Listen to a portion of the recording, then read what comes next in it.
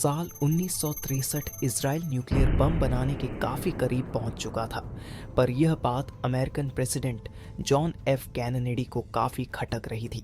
वो नहीं चाहते थे कि इजराइल न्यूक्लियर बम बनाकर अरब दुनिया में हलचल मचाए, क्योंकि अगर ऐसा हो गया तो अरब्स अमेरिका के दुश्मन रशिया से मदद मांगेंगे। कैनेडी ने इजराइल को रोकने की हर मुमकिन कोशिश की, लेकिन फिर जो हुआ वह किसी के वहमो गुमान में भी नहीं था। आज हम जानेंगे कहानी उन 5 देशों की जो आज इस खौफनाक ताकत के मालिक हैं। दुनिया में टोटल 195 कंट्रीज हैं और तकरीबन इन सब के पास ही अपना दफा करने के लिए एडवांस्ड मिलिट्री और हाईटेक वेपन्स हैं। लेकिन 195 में से सिर्फ 10 देश ऐसे हैं जिनके पास दुनिया का सबसे खतरनाक, सबसे तबाह हथियार न्यूक्लियर बम है। सोचिए, आज की दुनिया में जहां हर देश एक दूसरे से आगे निकलने की रेस में लगा है, वहीं सिर्फ 5% देश ऐसे हैं जो ये हथियार बनाने में कामयाब हुए। नंबर 1, अमेरिका, दुनिया का पहला न्यूक्लियर सुपर पावर। 1938 में जर्मनी के वैज्ञानिकों ने एक ऐसी खोज की जिसने पूरी दुनिया बदल दी। इस खोज का नाम था न्यूक्लियर फिशन, यानी एटम को तोड़कर बेहद खतरनाक मात्रा में ऊर्जा निकालना। उस समय यूरोप में हिटलर की ताकत तेजी से बढ़ रही थी और दुनिया डर चुकी थी कि अगर नाजी जर्मनी ने इस टेक्नोलॉजी को हथियार में बदल दिया तो शायद पूरी इंसानियत खतरे में पड़ जाएगी। इसी डर ने महान वैज्ञानिक अल्बर्ट आइंस्टाइन को अमेरिका को चेतावनी देने पर मजबूर किया। उन्होंने अमेरिकी राष्ट्रपति फ्रैंकलिन रूजवेल्ट को खत लिखकर बताया कि जर्मनी कभी भी सुपर बम बना सकता है। इसके बाद अमेरिका ने दुनिया का सबसे सीक्रेट मिशन शुरू किया, मैनहट्टन प्रोजेक्ट। इस प्रोजेक्ट में अमेरिका, ब्रिटेन और कनाडा के हजारों वैज्ञानिकों को शामिल किया गया। अरबों डॉलर खर्च किए गए और रेगिस्तान के बीच गुप्त लैब्स बनाई गईं। आखिरकार 16 जुलाई 1945 को न्यू मैक्सिको में पहला सफल न्यूक्लियर टेस्ट हुआ।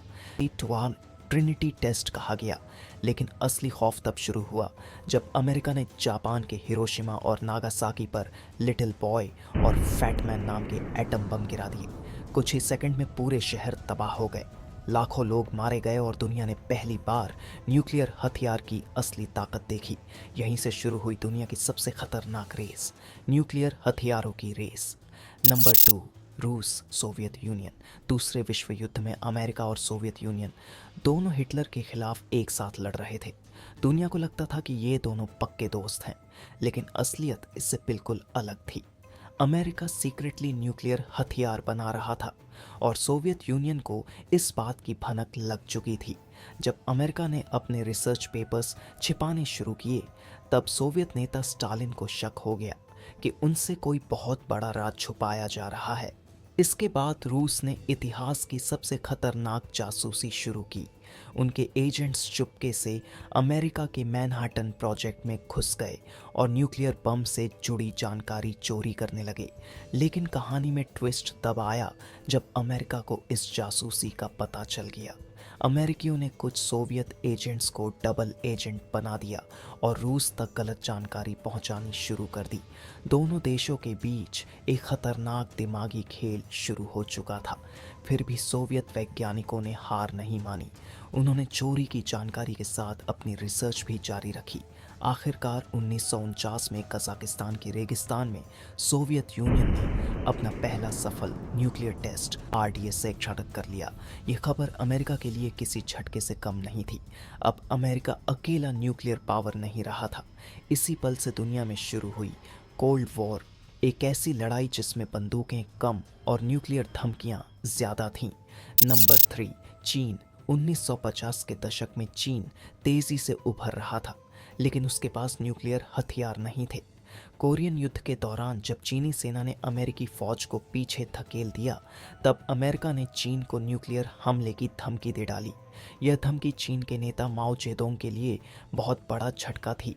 माओ समझ गए कि अगर चीन को दुनिया की बड़ी ताकत बनना है तो न्यूक्लियर हथियार ज़रूरी है। शुरुआत में सोवियत यूनियन ने चीन की मदद की। रूस ने वैज्ञानिक भेजे, तकनीक दी और रिसर्च शुरू करवाई। ऐसा लग रहा था कि दोनों कम्युनिस्ट देश हमेशा साथ रहेंगे, लेकिन कुछ ही सालों में दोनों देशों के रिश्ते खराब हो गए। माओ को लगा कि रूस अमेरिका के सामने नरम पड़ रहा है। जवाब में सोवियत यूनियन ने अपने सारे वैज्ञानिक वापस बुला लिए और चीन को बीच रास्ते में अकेला छोड़ दिया। अब चीन के सामने दो रास्ते थे, हार मान लेना या खुद सब कुछ बनाना। चीन ने दूसरा रास्ता चुना। पहाड़ों में यूरेनियम खोजा गया, गुप्त लैब्स बनाई गईं और हजारों वैज्ञानिकों को इस मिशन में लगा दिया गया।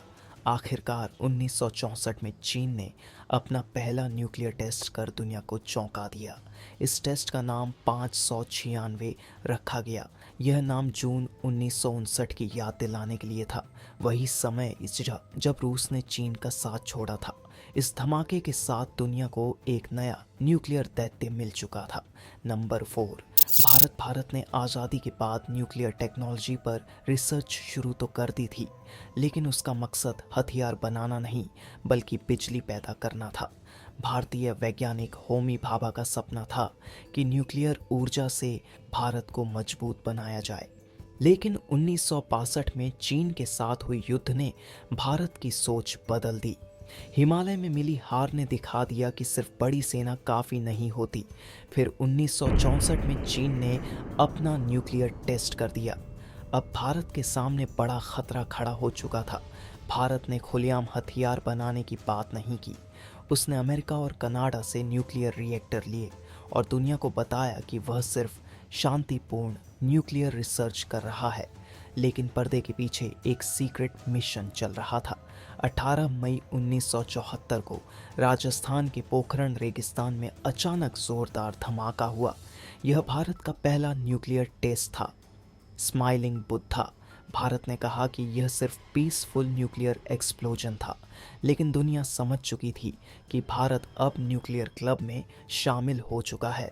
अमेरिका और कनाडा बेहद नाराज हुए क्योंकि उनकी दी हुई टेक्नोलॉजी का इस्तेमाल इस मिशन में हुआ था।